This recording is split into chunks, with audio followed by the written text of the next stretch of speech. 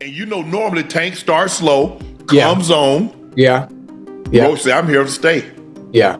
He said, I'm here for a long time and a good time. I ain't going nowhere.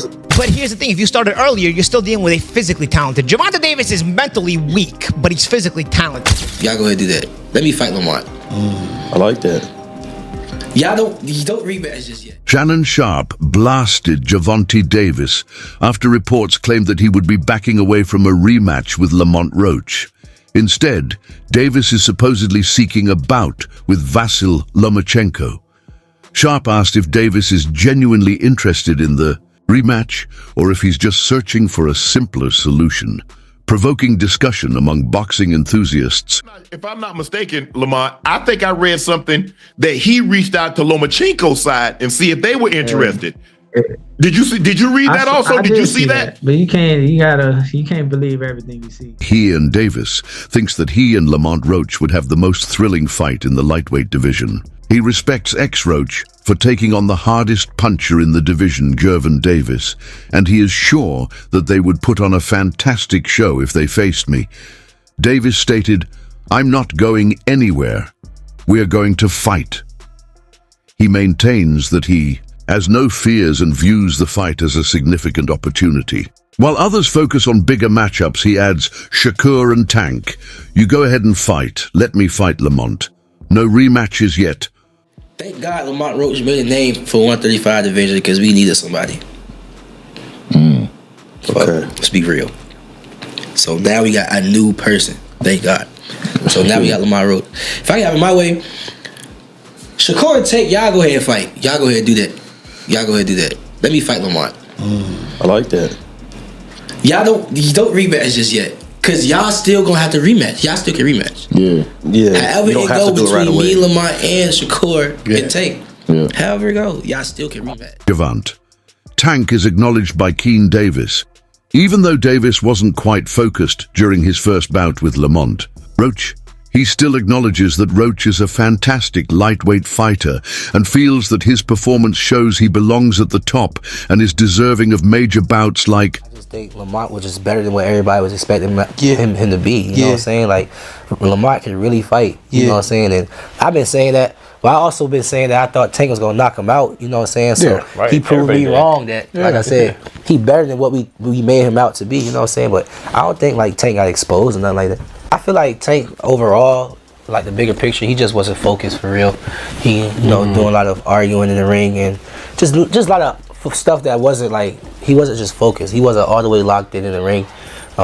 You heard him say something like, you know, it's a lot of things going on outside the ring that he was leading up to the fight, and shit, that's natural. You know what I'm saying? It's normal. Shit, I was going through the same thing with this last fight. You know, so I just feel like he just wasn't focused. According to Hlimalagi, there has long been a myth that Gervonta Davis is psychologically weak, which is why he is frequently paired against strong underdogs. He thinks Davis is a weak person who may crumble under real strain. Lamont Roach, who fought Davis in the amateurs and grew up near him, is mentioned by Malagi, could reveal these flaws. He contends that the public is unaware of this image since Davis has little competition. Marlin's criticism of Davis's toughness suggests that his team picks opponents carefully in order to shield him from actual hardship in the ring. Especially knowing what has been said about Gervonta behind the scenes for years that nobody brings out, and it kind of brings to light why they keep matching him with 15 and 20-1 underdogs. There is a rumor that behind the scenes, the Gervonta, there's a lot of bitch in him. There's a lot of front runner in him. If you push him, he will break, he will fold. It starts to add up because Lamont is from the DC area. They kind of know this. They grew up around him. They fought in the amateurs. His father, who's his coach, has coached Gervonta in fights. So that thing sort of comes to light where it's been held back from the public with the limited opposition level that Gervonta's fought most of his career. So having said that, you don't want to start too fast. You want to measure your pressure and bring it out because you know already what you're dealing with. You're dealing with a guy that you know you'll bring the bitch out of him as the fight wears on. And you kind of started seeing that. Gervonta fouling. There's an interpretation that he was trying to bite at one time. I don't really see it, but I've seen a lot of people in the comments saying he was trying to bite at one time. Shoulder strike. Then the taking okay, so all right, so the knee and whatnot. So you're saying he has to start that earlier? But here's the thing: if you started earlier, you're still dealing with a physically talented. Gervonta Davis is mentally weak, but he's physically talented. So the way you get a front runner is you drag him to the late round. And Raphael, a boxing commentator, has offered his thoughts on the expected rematch between Tank Davis and Lamont Roach Jr. Given the controversy surrounding their first bout, he thinks the rematch between Gervonta Davis and Lamont Roach Jr. will probably have a similar ending to their first fight, but anticipates it to be an even bigger event. Interest in the rematch has increased dramatically. And Tank Davis. A lot of people, most people, pissed all over. It's a shitty fight. He should be fighting this guy. He should be fighting that guy. Who the heck is Lamont Roach? He's a guy coming up in weight, blah, blah, blah, blah, blah, blah, blah. You can go and listen to any number of my comments about it or whatever. I said from day one, stop that. This is a legit fight. This is a solid fight. You may not know much about Lamont Roach, but he's a very good, a very skilled fighter. He's got a lot of dog in him. He knows Tank really well from the amateurs. They fought 2 times, not like he won, but he knows them. He's been around them. They sparred together. He was coached by, Tank Davis was coached for a little while by. According to Raphael, both competitors have become more well-known, which makes this a high-profile battle with even more stakes. The rematch is expected to be one of the greatest fights of the year, and fans are excited to see if DAV can deliver a conclusive victory, or if Roach can demonstrate that he belongs at the top. And I would imagine that whatever happens in the rematch will be similar. So yeah, I think the fight's going to happen in the summer. I think it's going to be a much bigger fight than the first one, and I am very much looking forward to seeing them do it again. And to see Tank not take a timeout in the middle of a round and take a knee after he gets hit with a jab, and the referee roll over like a dog and allow it. Not allowed in boxing. In the immediate aftermath of the fight, Dan, I was asking people, is that fight now one we should take back to Washington, take it back to kind of where they both came through? Is it now just even bigger than that, though, with no respect to that area? But when you talk about the records they broke going to the Barclays Center, do you think they need to kind of emulate that and push it further, or can it go back to Washington and make it that big in-house fight there? Well, I mean, the people I've been talking to about this who are involved in, putting it all together, number one, they got to figure out what arenas are available and match it up with the dates and everything. But as I am told, and again, nothing is done yet on this at all, but they're looking about either doing it in Las Vegas or doing it in the DMV district, Maryland, Virginia is what that stands for, which is the home area of both guys. When Tank fought in the Capital One Arena, which is the big arena in the downtown Washington, D.C., where the professional basketball team plays, where the professional ice hockey team plays, where they have the big concerts and where there's lots of college basketball. Tank has the biggest gate in the history of the building. That building's been open for over 20 years. That's where, Mike Tyson fought Kevin McBride in his last fight before coming back to fight Jake Paul, some 20 years later. It's a big-time arena, and they broke the record for gate. Also, coincidentally, a Rolling Stones concert was well over $5 million. A Tank fight against Roach, who was also from Washington. Tank's from Baltimore. It's about an hour away by car. So they've got all their fan base here, and that would be a much bigger fight than the Hector Luis Garcia fight, which is the Tank fight that broke the record.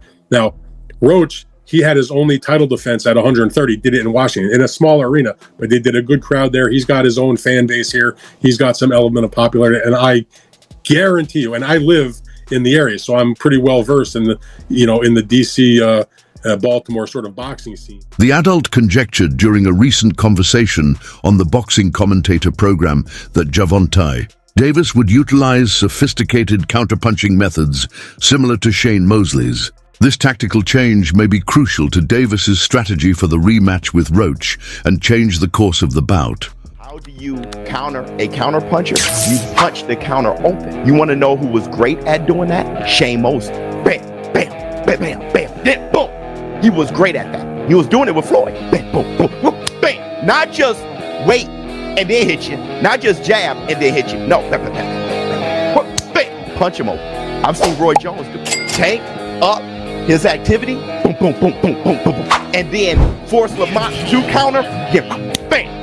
That's how you do it. That's how Tank is probably going to do it. To boxing analyst Justin Paul Meyer, Dunt Davis will probably prevail over Lamont Roach Jr. in their rematch. He contends that while Davis was not quite focused, Roach gave his greatest performance to date in their first bout. Palmieri says Davis will demonstrate why he is the better boxer once he is locked in and ready. He views the rematch as a chance for Davis to make amends and use his experience and strength to dominate. Palmieri anticipates a very different contest in which Davis will establish his dominance and win by a landslide. Okay. Who do you favor? Tank. I favor Tank. I think that was the greatest performance of Lamont Roach's career. I'm not taking nothing from him, but I think that's his ceiling. I think that was Tank's floor that night. Phenomenal fighters, both of them, but there's levels within this game, and I think Tank's just a level above.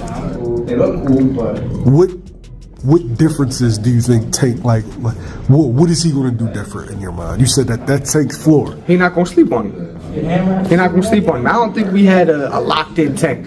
He was talking to cornermen and the phantom knee or the phantom knockdown and all that. I don't really think he was mentally all there. Physically, Tank is what Tank is. He's in the prime of his life, 30, was he 30 now? Yeah. So he's in his prime physically, but mentally, he's arguing with his corner in between rounds. I think that's what he got to lock in a little bit more. Decision or stoppage? That boy got a chin, man. he showed me that Roach got a chin, man. So I'll go UD, unanimous decision. Promoter Eddie Hearn, if Davis had defeated Roach by a significant margin, he may have gone on to fight Shakur Stevenson. But the draw has forced a rematch, putting other possible bouts on hold for the time being and highlighting how crucial it is to settle the dispute between Davis and Roach. Guys, Eddie here is about to say that Lamont Roach should have won that first fight. Also that by his performance, he set himself up with the rematch with Tank. We know that's going down. But also, if Roach would have beat Tank, Eddie says that he would have then put forced in a corner to fight Shakur. Now, it's a fight we really haven't spoken about. Hypothetically, does Roach beat Tank in the rematch? And what sort of fight would Roach versus Shakur be? Let me know. He should have lost the fight. I mean, he should have had a point deducted. There's no doubt about that. But two, people criticised the Roach fight. I knew it would be a good fight because we know Roach is a good fighter, but people in boxing know that Roach is a good fighter. Now it's giving him another fight. Because if he would have beaten Roach, he's kind of backed in a corner to fight Shakur Stevenson, I think. But now he's got a rematch that's actually much bigger than the first fight. So, yeah, I think he'll be more switched on for this maybe, but Roach is a good fighter. It won't be easy. 11. We was talking shit, right? But he like, you ain't gonna win. I say, why not? What you talking about? He like, they ain't gonna give it to you. I said, oh, is that right? So, that's how boxing work. It's sad to say, that's how boxing work. I'm not like totally upset. I figured with a superstar, you won't get too much on paper. But shit, I damn sure thought I had it. Especially when they announced the score for him. I was like, oh, they gonna give me a split decision win. I was like, oh yeah. I said, oh shit, here it goes. But as soon as I heard that 114, I was just like, damn, alright, it's over with. So yeah, man, it's just crazy. I ain't gonna lie. It's okay. We gonna run it back. It's okay.